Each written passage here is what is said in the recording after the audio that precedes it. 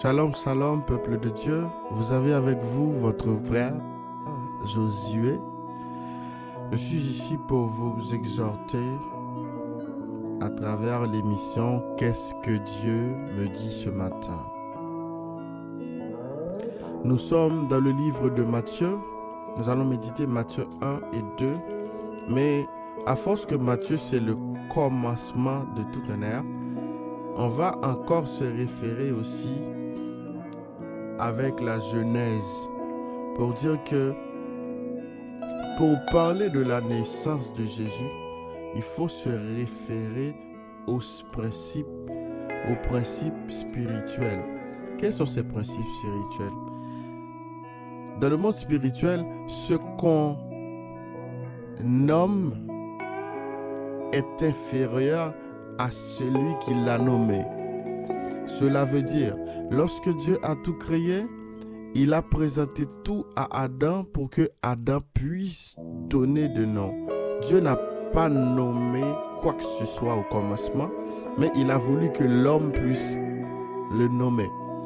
Mais à la différence, lorsque le Christ va naître, la personne du Saint-Esprit, la parole faite chair, la Bible dit que depuis l'ancien des temps, dans Ésaïe même 7, le verset 14, il a su se présenter parce qu'on ne saurait le nommer.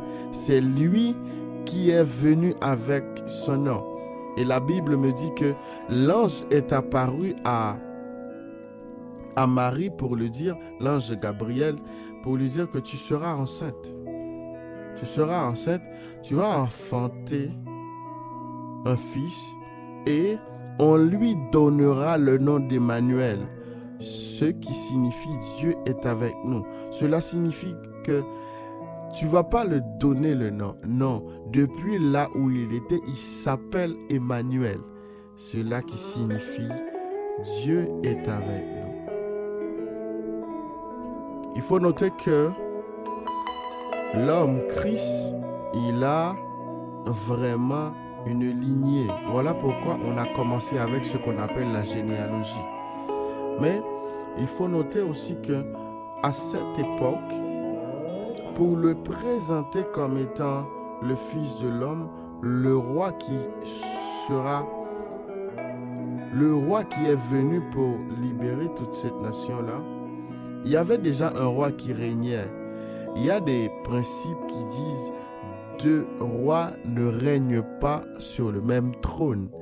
Voilà pourquoi Hérode, qui était un homme averti, il a voulu, dès le bas âge, attaquer déjà le Fils de l'homme pour le dérouter de sa destinée. Mais le Dieu des armées, le Dieu de la providence, il a toujours parlé avant. Voilà pourquoi il a averti Joseph. Il s'est apparu à Marie avant, à travers l'ange Gabriel. Après, il s'est apparu à Joseph lorsque Joseph s'inquiétait. Joseph dit que je vais rompre avec Marie en secret pour ne pas salir le nom de cette fille. Mais, par la grâce de Dieu, Joseph a eu ce message. Et c'est à travers Joseph que on a su sauver le Messie.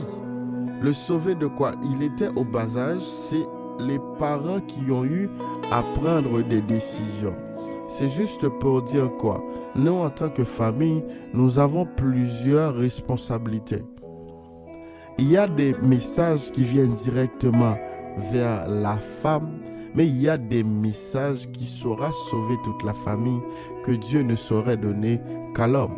Voilà pourquoi lorsque l'ange a terminé de donner le message concret à Marie, la majeure partie pour se déplacer, pour laisser l'Égypte et même pour retourner à Jérusalem, c'est encore l'ange qui va parler, mais cette fois, ce n'est pas à Marie, mais plutôt à Joseph. La Bible me dit que quand Hérode fut mort, voici un ange du Seigneur apparut en songe à Joseph en Égypte et dit, lève-toi, prends le petit et sa mère et va dans le pays d'Israël, car ceux qui en voulaient à la vie du petit enfant sont morts. C'est juste pour montrer que le Dieu de la providence, le Dieu des esprits des prophètes, celui qui voit tout, il a su orienter Joseph. Donc, la famille, c'est vraiment, vraiment important. C'est vraiment important. C'est vraiment important. C'est vraiment important. Comment parler de monde spirituel sans parler des rois mages? Parce que les rois mages, ils ont apporté quelque chose de vraiment... C'est comme l'essence. La Bible dit que les rois mages, ils se sont approchés d'Hérode.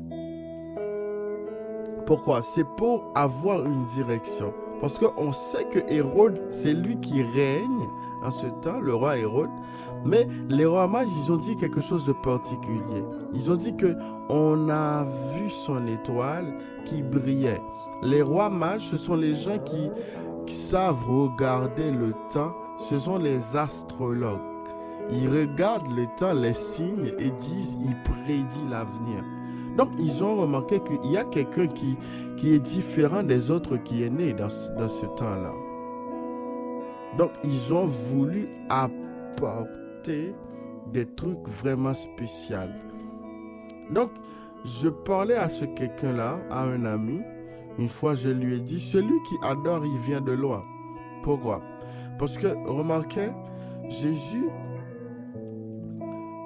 à Bethléem, il est né.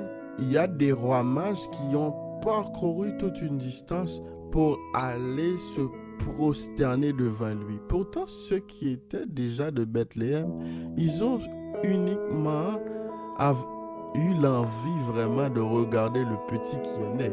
Mais ceux qui ont voulu l'adorer, ils se sont approchés avec de l'or, de la mine et de leur sang.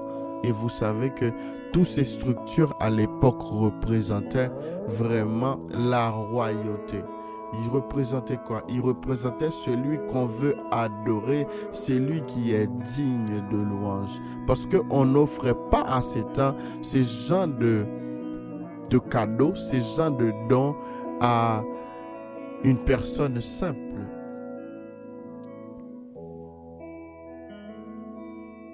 Nous sommes uniquement dans Matthieu chapitre 1 et 2. C'est de là que nous avons découlé tous ces faits.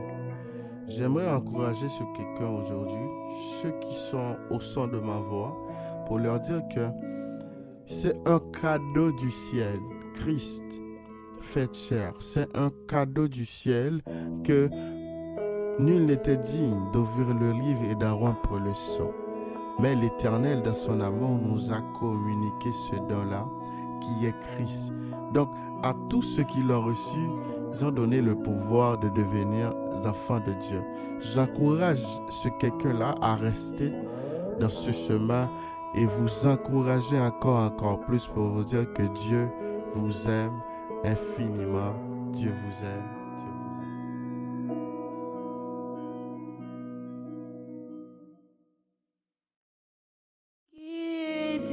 D'ouvrir le livre,